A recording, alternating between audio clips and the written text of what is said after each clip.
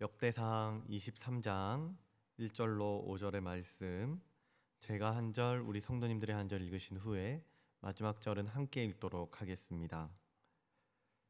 다윗이 나이가 많아 늙음에 아들 솔로몬을 이스라엘 왕으로 삼고 이스라엘 모든 방백과 제사장과 레위 사람을 모았더라. 레위 사람은 30세 이상으로 계수하니 모든 남자의 수가 3만 8천 명인데 그 중에 2만 4천 명은 여호와의 성전의 일을 보살피는 자요 6천 명은 관원과 재판관이요. 함께 읽습니다. 4천 명은 문지기요 4천 명은 그가 여호와께 찬송을 드리기 위하여 만든 악기로 찬송하는 자들이라. 아멘. 계속해서 역대기 말씀을 보고 있습니다. 역대기는 회복이라는 주제를 가지고 말씀을 이어가고 있는데요.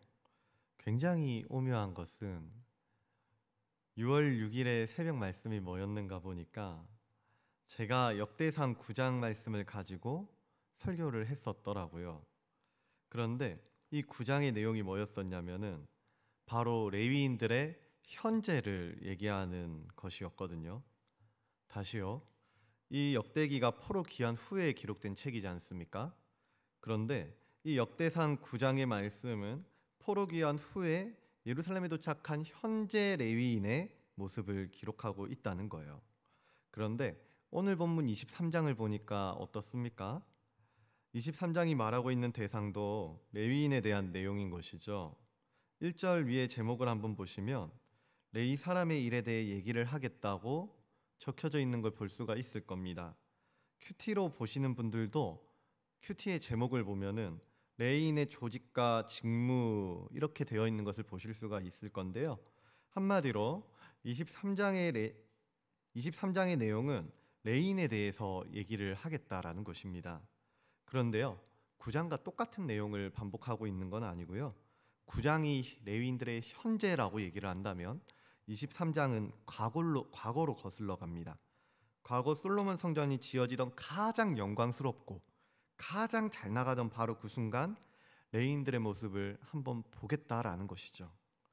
여기서 흥미로운 것은 역대기 기자는 계속해서 레위인들을 먼저 등장시킨다라는 것입니다. 9장에서도 레위인을 먼저 등장시키고 있고요. 23장부터 29장까지 이어지는 성전 건축의 장면에서도 레위인을 제일로 먼저 비중 있게 얘기를 하고 있습니다. 이게 지금 무슨 말을 하려는 거냐면 이 역대기 기자가 생각하기로는 성전과 민족과 이 공동체의 회복의 핵심은 바로 예배에서부터 시작이 된다라는 거예요. 레위인들은 제사와 관련이 있는 사람들이지 않습니까? 그런데 이 성전의 제사, 그러니까 예배와 관련된 일을 맡고 있는 이 레위인들을 제일 먼저 말하고 제일 비중 있게 얘기하고 있는 이유는 회복의 핵심이 바로 예배다라는 말을 하려는 거란 것이죠. 이런 배경을 가지고 오늘 본문인 23장을 좀 들여다보면 좋겠는데요. 먼저 1절을 좀 보시겠습니다. 역대상 23장 1절, 다윗이 나이가 많아 늙음에, 이렇게 시작을 하고 있는데요. 다윗은 왕이 된 이후로 참 많은 일들을 했습니다. 그러나 하나님의 성전을 건축하는 일은 하지를 못했는데요. 왜냐하면 성전을 짓는 일은 다윗이 해야 할 일이 아니라 솔로몬이 해야 하는 솔로몬의 역할이었었기 때문입니다. 그래서 그는 죽기 전에 일만큼은, 이 성전을 짓는 일만큼은 틀림없이 이루어질 수 있도록 솔로몬에게 당부를 하고 또 당부를 합니다. 그리고 22장 17절을 보시면 다윗이 또 이스라엘 모든 방백에게 명령하여 그의 아들 솔로몬을 도우라고 말하는 것을 볼 수가 있는데요. 실제로 23장의 2절을 보시면 다윗이 이스라엘 모든 방백과 제사장과 레위 사람들을 불러 모았다고 그렇게 얘기를 하는 것을 확인할 수가 있습니다. 그리고 그 수를 보니까 그 레위인들 불러 모은 숫자가 얼마나 됐나 보니까 3절입니다. 레위 사람은 30세 이상으로 계수하니 모든 남자의 수가 3만 8천 명인데 그 중에 2만 4천 명은 여호와의 성전의 일을 보살피는 자요 6천 명은 관원과 재판관이요 4천 명은 문지기요 4천 명은 그가 여호와께 찬송을 드리기 위하여 만든 악기로 찬송하는 자들이다라는 것인데요. 근데 여기서 다루고 싶은 게 뭐냐면은 이 숫자 얘기 나오면은 우리는 드는 생각이 있잖아요. 이게 나랑 무슨 상관이 있는 거지? 하는 그런 숫자 얘기 나오면 갑자기 스킵하고 싶은 그런 마음이 들 수가 있는데요. 예. 지금 여기에는 의미가 있습니다. 이 말씀에서 다루고 싶은 것은 이때 성전을 관리하고 예배를 드리는 레인의 숫자가 3만 8천 명이었던 건데요. 근데 이게 성막 체제에서 성전 체제로 넘어가려다 보니까 이 숫자가 부족하게 느껴졌었다는 겁니다. 야, 3만 8천 명이 부족하게 느껴졌대요. 야, 놀랍습니다. 그래서요, 다윗은 이 부족한 숫자를 다음 세대를 준비하기 위해서 유언을 하나 남기는데 그게 뭐냐 하면 바로 23장 27절의 내용입니다. 역대상 23장 27절 제가 읽겠습니다. 다윗의 유언대로 레위 자손이 20세 이상으로 계수되었으니 20세 이상으로 계수됐대요. 아까 3절에서는 레인을 계수할 때 30세 이상으로 계수를 했었거든요. 그래서 3만 8천 명을 뽑았단 말입니다. 우리가 보기에는 이 3만 8천이라는 숫자도 굉장히 많아 보이는데 그런데 성막 시대를 지나 성전의 시대를 생각해 보니까 한마디로 다음 세대를 생각해 보니까 이 숫자가 턱없이 부족해 보였었다는 겁니다. 이 숫자로는 성전과 예배가 제대로 돌아갈 것 같지가 않은 거예요. 그래서 역할을 감당하는 이 레인들의 나이를 20세로 낮춰서 계수를 하기 시작하는 것이죠. 그러면은 다윗은 사실 예배를 준비하고 있었던 것이고요. 그 예배는 다음 세대인 솔로몬의 때에 회복이 되는 것이었습니다. 그러니까 이 말씀을 받는 포로기한 자들이 얼마나 큰 소망으로 이 말씀을 받았겠습니까? 자기들의 성전은 초라하거든요. 솔로몬 성전은 굉장히 웅장하고 영광스럽고 너무나도 아름다웠었는데 근데 자기들의 스룹바벨 성전은 굉장히 초라하게 느껴졌단 말입니다. 봉사하는 레위인의 숫자는 341명에 불과합니다. 눈에 보이는 것은 소망이 아닙니다. 눈에 보이는 것은 초라함이에요. 다윗은요 3만 8천 명도 부족해서 계수하는 나이를 줄였단 말이죠. 그런데 지금 포로기한 후에 이들의 현실은 100분의 1도 안 되는 매우 초라한 숫자에 불과하다는 겁니다. 그런데 이들은 어떻게 하냐면은 또 소망하는 거예요. 또 준비하는 것이죠. 또 기다리는 겁니다. 이 회복이라는 것이 우리 세대에서 이루어지지 않는다 할지라도 계속해서 이 회복을 붙잡고 소망을 붙잡고 다음 세대의 예배가 회복될 수 있도록 그 유선을 물려주고 또 준비를 하는 거예요. 이게 바로 역대기 말씀을 받고 있는 1차 독자들의 마음이었던 겁니다. 사랑하는 성도님들, 저는 오늘 이 말씀을 우리가 같이 좀 받아봤으면 좋겠습니다. 왜냐하면 현재 한국교회 다음 세대의 등록 비율이요.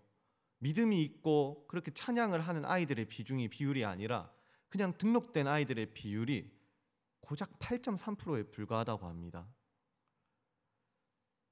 이게 신앙생활을 잘하는 애들이 아니라니까요. 단지 교회에 등록된 아이들의 비율이 이렇다는 거니까 한 반에 30명이 있다고 치면은 고작 2.5명만이 교회에 이름이 등록돼 있는 그런 아이들이란 거예요. 그럼 이러한 초라해 보이는 숫자와 현실 가운데서 우리가 해야 되는 건 무엇이겠습니까? 우리는 다음 세대를 준비해야 되는 겁니다. 예배의 회복이 다음 세대까지 이어질 수 있도록 우리가 그 자리를 준비를 해야 되는 거죠. 다윗은 성전을 짓지 못하더라도 그 성전에서 예배할 다음 세대를 준비했습니다. 눈에 보이는 성전을 넘어서 하나님을 예배할 하나님의 예배자를 세우는 일에 자기 생의 마지막 순간을 그렇게 불사지르는 것이죠. 쏟아 부었던 것입니다. 우리의 현실도 다르지 않거든요. 오늘 우리가 보는 성전은 어쩜 스룹바벨 성전처럼 초라하고 연약해 보일지 모릅니다. 예배당이 그렇다는 게 아니라 무너져가는 한국교회와 사라져가는 다음 세대가 그렇다는 거예요. 그러나 하나님은 크기보다는 중심을 방향을 보시고 그 안에 있는 우리들의 믿음을 보시는 분인 줄로 믿습니다. 역대기 독자들이 초라한 현실 가운데 말씀을 붙들고 소망을 붙들었던 것처럼 우리 또한 다음 세대의 예배를 회복시키는 일에 우리의 마음을 좀 모아봤으면 좋겠습니다. 우리 계속해서 교회가 마음을 모아서 다음 세대를 살리고자 하는 마음으로 이것저것 이렇게 준비를 하고 또 도전을 하고 있는데요. 지금 당장은 그 자리가 비어 있는 것처럼 보이고 초라해 보일 수도 있습니다. 스룹바벨 성전처럼 그렇게 보일 수가 있거든요. 그런데요, 그럼에도 불구하고 우리가 또 기도하고 또 준비하고 마음을 모으고 그렇게 또 인내하고 있다면은 하나님께서는 분명 하나님의 때에 하나님의 예배를, 하나님의 다음 세대를 회복해 하실 줄로 믿습니다. 부디 우리에게 주어진 오늘 하루도 하나님이 주신 이 회복을 품고 교회를 세워나갈 수 있는 저와 우리 성도님들이 될 수 있기를 바라고요. 그래서 하나님 앞에 서는 그날 이 자리에 계신 우리 모든 분들이 잘하였도다 착하고 충성된 나의 종아 라고 이렇게 칭찬받을 수 있는 선한 믿음의 청지기들이 될 수 있기를 우리 주 예수 그리스도의 이름으로 간절히 소원합니다. 기도하겠습니다.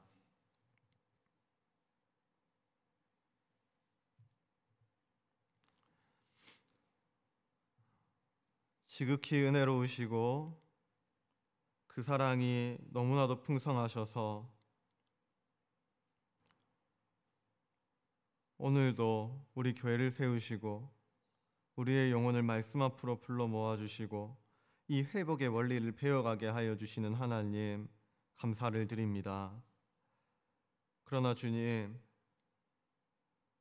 우리의 성전, 우리의 현실은요 때로는 너무나도 초라하게 보이고 연약해 보일 때가 있는 것 같습니다. 그래서 무너져가는 교회와 줄어드는 다음 세대의 모습을 볼 때면 참 쉽지만은 않은 현실이라는 생각이 들기도 합니다. 그러나 그럼에도 불구하고 하나님은 하나님의 때에 하나님의 회복을 이루실 것을 믿사오니 우리 다음 세대 가운데, 우리의 자녀들 가운데 하나님의 예배가 회복되는 하나님의 역사를 보게 하여 주시옵소서. 주님이 세우셨사오니 다윗처럼 회복을 준비하게 하시고 예배를 세워가는 하나님의 청지기들이 되게 하여 주시옵소서. 그래서 주님 앞에 서는 그날 단 한 명도 빠짐없이 잘하였도다 착하고 충성된 종아라고 이렇게 칭찬받을 수 있는 선한 믿음의 청지기들이 모두 되게 하여 주시옵소서. 감사드리며 이 모든 것 오늘도 우리 회복의 모든 이유가 되어 주시는 우리 주 예수 그리스도의 이름으로 기도드리옵나이다. 아멘. 이 시간에 우리가 두 가지 제목을 놓고 같이 기도했으면 좋겠습니다. 먼저는 우리가 들었던 말씀을 기억하시면서 하나님의 회복을 구하면서 기도했으면 좋겠습니다. 다윗은 성전을 짓지 못했지만 다음 세대가 예배할 수 있도록 회복을 준비하고 있었습니다. 이 포로기한 후에 백성들도 똑같은 마음이었거든요.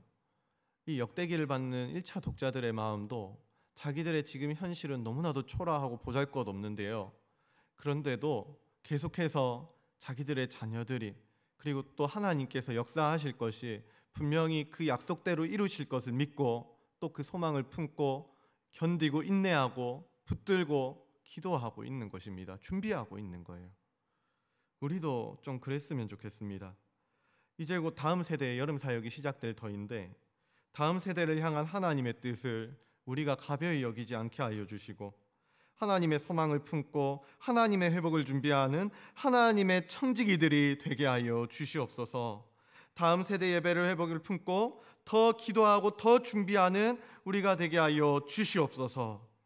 그리고 우리 다음 세대를 위해서 이렇게 또 기도했으면 좋겠습니다.